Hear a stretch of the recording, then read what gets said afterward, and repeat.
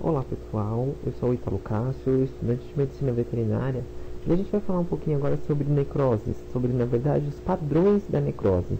Só que para entender necrose, nós primeiramente precisamos entender o que está acontecendo com as células e por que ela entrou em um mecanismo de necrose, de morte celular. Porque necrose nada mais é do que a morfologia de uma célula que não desempenha mais suas funções. Ela está em necrose. Só que geralmente, na verdade eu posso dizer até mesmo que 99,99% dos casos de necrose é causada por um mecanismo de déficit de oxigenação. O que significa isso? Significa que o organismo está em hipóxia ou que ele entra até mesmo em anóxia. Quanto menor a concentração de oxigênio, menor será o nível de energia dessa célula.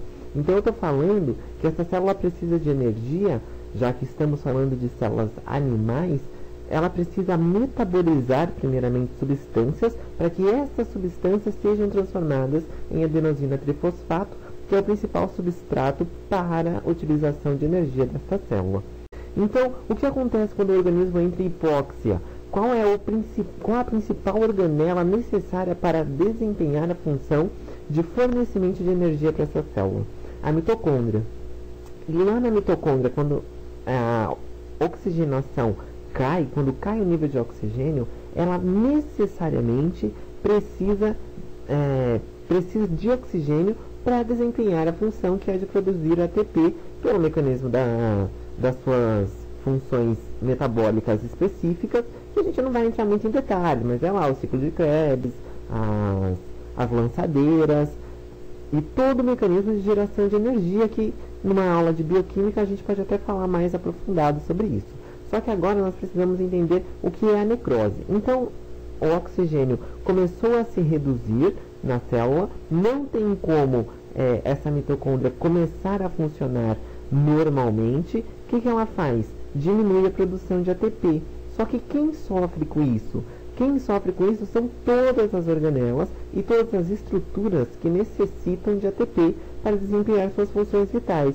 E quando eu falo em estruturas, a gente tem que logo pensar em membrana plasmática. Por quê? Porque é através da membrana que substâncias entram e saem da célula, já que a membrana é uma bicamada fosfolipídica e é possível transportar substância de dentro para fora como de fora para dentro. Estou falando até mesmo de íons, por exemplo, a bomba de sódio e potássio, que é uma bomba extremamente importante para a função vital das células do nosso corpo. Então, quando eu falo que não vai ter ATP nesta bomba, até mesmo o próprio nome dessa bomba, sódio e potássio, ATPase, porque ela necessita de ATP para desempenhar sua função, onde ela vai eliminar 3 íons sódio e captar 2 íons potássio para dentro da célula. Quando eu não tenho ATP para fazer isso, o que acontece com essa bomba?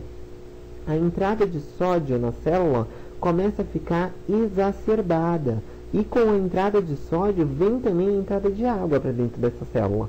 Com a entrada de sódio mais água, a célula começa a ficar edemaciada. Começa a perder sua função eletrolítica. Os elétrons dessa célula começam a ficar diferenciados, perde o balanço celular. E o que vai acontecer com isso? Com a entrada de sódio e a entrada de água, nós vamos ter o edema celular. Um dos principais motivos pela célula começar a entrar em necrose, que é o que nós vamos abordar aqui. Só que é apenas o edema celular que vai acometer essa célula? Não, por quê? Porque vai começar a tornar-se um citoplasma mais ácido. E isso por quê? Porque quando a gente começa num processo de edema celular, significa que a bomba sódio e potássio não está mais funcionando, bem como as principais estruturas que necessariamente precisam de adenosina trifosfato. E aí, o que a célula faz? Bom, já que não tem ATP, que a gente não vai conseguir produzir em larga escala o ATP, porque a mitocôndria consegue produzir aí 36 a 38 ATPs por quebra de glicose. Lá na glicólise, que a gente lembra lá de bioquímica, glicólise acontece no citoplasma da célula. Se a glicólise acontece no citoplasma, não tem por que ter a presença da mitocôndria. Então, através da quebra da glicose, pela glicólise, nós vamos ter a síntese de lactato, que vai gerar 2 ATPs. Olha a comparação, sendo que na mitocôndria iam gerar de 36 a 38 ATP. Na glicólise anaeróbica, porque não utiliza oxigênio, vão gerar apenas 2 ATPs. Então a célula vai começar a gerar 2 ATPs, só que vai começar a síntese de ácido lático. Eu acabei de falar que o nome do ácido lático. O que vai acontecer com o citoplasma dessa célula? Vai acontecer acidose celular.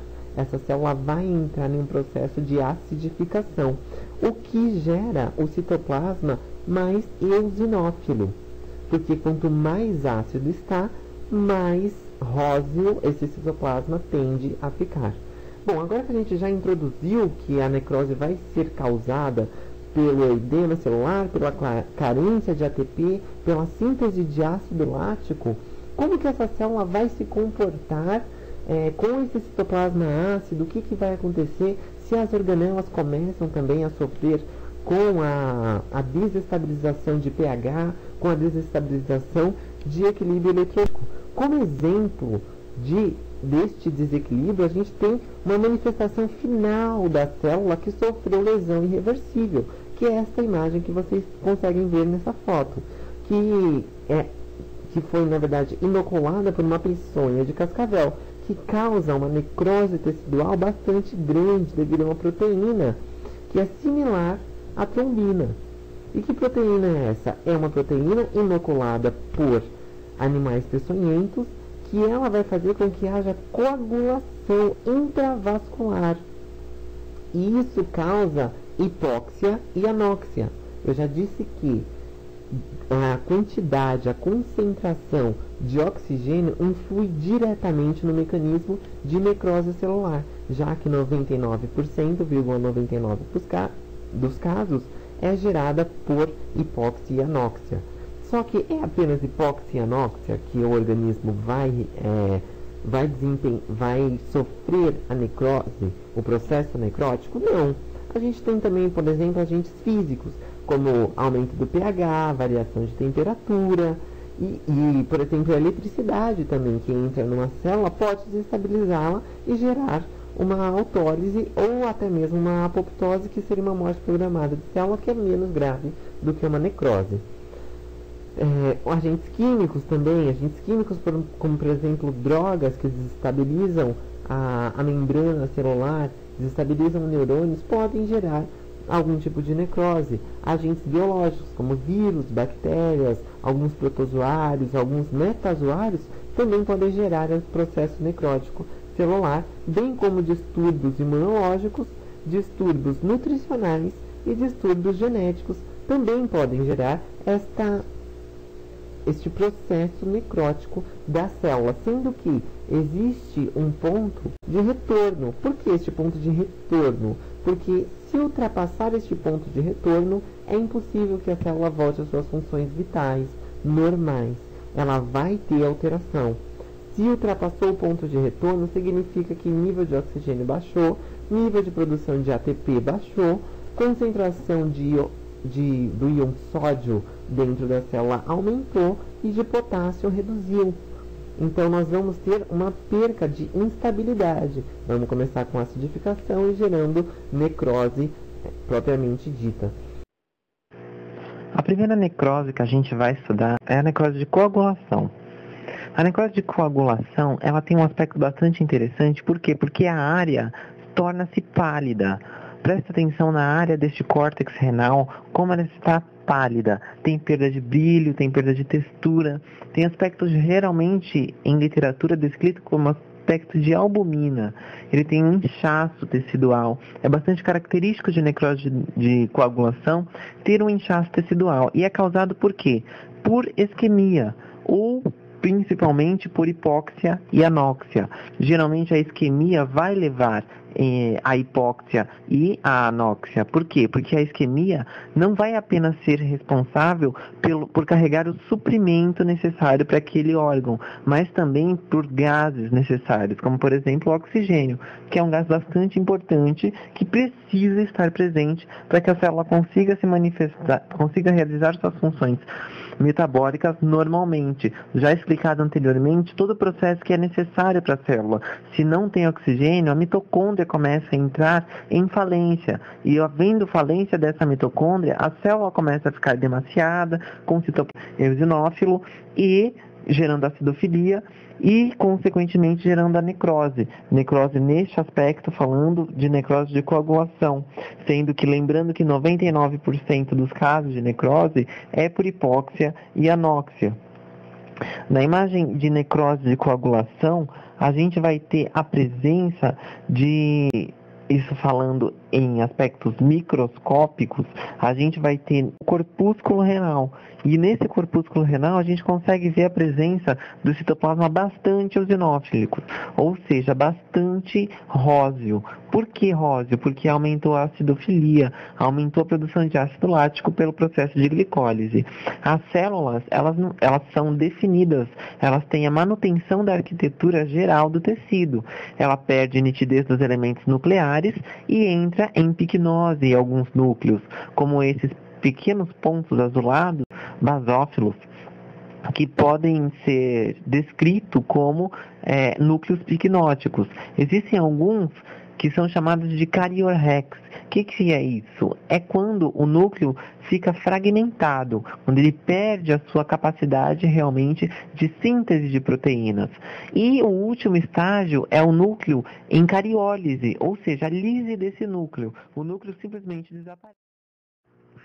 Como principal diagnóstico dessa lesão, a gente vai ter o infarto renal. A gente pode caracterizar como uma necrose de coagulação? Sim, mas em termos técnicos específicos, em termos médicos, nós podemos classificá-la como um infarto renal. E o que vem a ser a palavra infarto? O que significa o infarto? Infarto nada mais é do que uma necrose isquêmica circunscrita, caracterizada pela supressão do suprimento de vascularização sanguínea, seja essa vascularização de origem arterial, onde não esteja chegando a concentração suficiente de sangue arterial até o local, ou até mesmo pela concentração insuficiente de retorno venoso. A pensou em tuberculose. No citoplasma a gente consegue identificar ele bastante eosinofílico. Por quê? Porque eu já falei para vocês que quanto mais ácido estiver no citoplasma, mais eosinófilo ele vai ficar. A mesma coisa está acontecendo aqui. Eu não estou tendo mais a concentração de ATP necessária, estou tendo déficit de oxigenação e presença de acidofilia, porque a célula está tentando se refazer, está tentando fazer com que ela torne-se normal novamente, para que ela consiga fazer suas funções vitais por intermédio da glicólise. Fazendo glicólise, ela acredita conseguir a quantidade de ATP necessário, só que não é. Ela apenas torna seu citoplasma mais acidófilo, deixando com que proteínas se desnaturam-se, fazendo com que essa célula não retorne do ponto de retorno. A presença das setas, a gente pode notar vacuolizações, vacúolos dentro dessas células. Vacúolos de quê? Edema, pode ser de água, pode ser até mesmo de proteínas, vacúolos. O foco da necrose caseosa geralmente encontra-se delimitado e localizado bem no centro da inflamação. Então, onde há a grande parte da inflamação granulomatosa é o que caracteriza a tuberculose e é onde vai ter a necrose caseosa. Nessa outra foto, a gente tem o pulmão com tuberculose, o diagnóstico dessa tuberculose, dessa necrose, que é uma responsável pela tuberculose, pelo Mycobacterium tuberculosis. Aqui está a tríade, que não pode esquecer da necrose caseosa. Necrose caseosa, tuberculose e Mycobacterium tuberculosis. Aí a gente só vai ter que lembrar de aspecto macroscópico e microscópico. Aspecto macro, a gente vai pensar em queijo, que tem aspecto lá que é enrijecido na área de lesão necrótica, o órgão permanece friável, com um aspecto um pouco menor do que o normal. Esse é um aspecto macroscópico. E a cor? Coloração esbranquiçada e textura um pouco rígida no local. E perda de brilho. E na microscopia, a gente vai ter a célula, o conjunto de célula excitoplasma totalmente eosinófilo. Por quê? Porque tem a presença de ácido lático nessas células, então tem o meio ácido se instaurando, e a gente vai ter também a não delimitação do espaço celular. Então essa célula perdeu essa delimitação, ela não tem mais. Diferentemente que a gente vai ver na necrose de liquefação, próximo tema. A necrose de liquefação, a gente tem como se fosse um creme de células que estão neste local, que vão ser células do próprio órgão, aqui por exemplo o encéfalo, e também células que vieram para a batalha, para a luta, para tirar o organismo invasor deste local, que são macrófagos, que são, neste local, por exemplo, a gente vai ter presença de micróglia, a gente vai ter presença de neutrófilos, a gente vai ter presença até mesmo de alguns monócitos do sangue. Para quê? Para sofrer diferenciação celular e se transformar em macrófagos e, por fim, em micróglia, para que eles consigam digerir o que está acontecendo ali, qual é o foco de lesão daquele local. Então, vamos definir a necrose de liquefação, que a necrose de liquefação ela vai apresentar sempre uma área necrótica de consistência mole, de consistência semifluida. O tecido lesionado encontra-se liquefeito. Por que isso? Lembra que eu falei para vocês que começou a ter edema celular, começou a ter formação de cálcio, ele começa a penetrar nessa célula. O cálcio ele vai ativar algumas enzimas proteolíticas, algumas enzimas que vai digerir carboidratos, enzimas que vão digerir não apenas proteínas e carboidratos, mas também elas vão ter papel de digestão lipídica. Então eu tenho digestão de lipídios, proteínas e carboidratos. Eu vou ter ruptura de membrana celular por intermédio deste cálcio que entrou, por intermédio também deste lisossomo que, ao entrar em contato com o pH ácido, libera suas enzimas, e essas enzimas são ativadas. Essas enzimas proteolíticas, essas enzimas com capacidade de lisar carboidratos, de lisar proteínas. E o que é a membrana plasmática? O que é a organela celular? É uma constituição proteica de carboidratos e de lipídios. Então, se eu tenho enzimas que digerem isso tudo, o aspecto é de lipídio. E a necrose associada à infecção por agentes biológicos, a necrose de liquefação.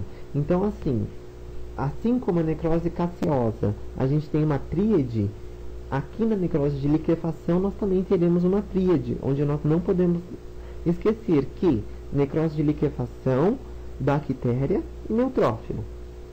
Então, é comum após casos de anóxia no tecido nervoso, na suprarrenal ou na mucosa gástrica.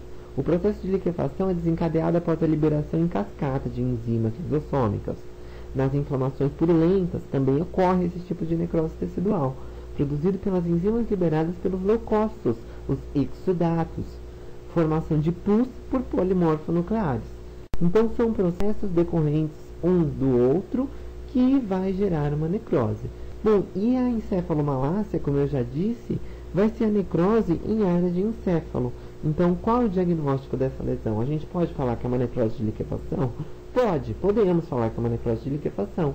Só que, como a gente tem um diagnóstico, a gente sabe uma doença possível de ser acometida, de ter esse aspecto, a gente chama de mielomalácia. Exemplos de necrose de liquefação, nessas figuras de aspecto microscópico, a gente vai ter, olha, a presença de bactérias na área, a gente tem a presença de área de necrose. Olha o que tem nessa área de necrose. Tá vendo a célula aqui, ó? Mentira, não tá vendo nada, não tem célula. É liquefação, se liquefaz. Mas olha a extrema presença de neutrófilos nessa imagem. Por quê? Porque esse neutrófilo precisa fagocitar as células necróticas. Precisa tentar fagocitar as bactérias. Próxima imagem foi uma imagem bastante difícil de fazer. Por quê? Porque a gente tem microabscessos e eu contornei a imagem para que ficasse bastante visível a enorme presença de neutrófilos neste local, tentando digerir a bactéria invasora. Só que é possível? Olha o tamanho dessa bactéria, olha o tamanho dos neutrófilos. Vai ter que haver produção de quimiotoxinas para que tente exterminar essa bactéria por quimiotoxina, só que quimiotoxina também lesa tecido. Aqui a gente tem presença de necrose também, de liquefação, onde a gente tem alguns neutrófilos degenerados, onde neutrófilos já mortos, então a gente vai ter formação de pus, porque todo neutrófilo, quando termina a sua função, ele não consegue se restabelecer como os macrófagos, ele simplesmente entra em lise e ele forma a pus. Aqui nós temos o exudato purulento, onde a gente tem a presença de alguns neutrófilos, também com alguns neutrófilos degenerados. Olha a presença desse neutrófilo degenerado. A célula está está amorfa, está com um conteúdo não morfologicamente visível. Fibras miocárdicas aqui passando pela estreitamente, né? Essa fibra teria que ter um núcleo, teria que ter algumas organelas presentes, não tem, porque está em necrose de liquefação. Bom, pessoal, é isso que tinha para hoje. Necrose de coagulação, necrose de liquefação e necrose caseosa. Qualquer dúvida, me manda um e-mail ou se tiver possibilidade intelectual cabível de ser respondido para vocês, eu respondo sem problema nenhum. Muito obrigado, até a próxima.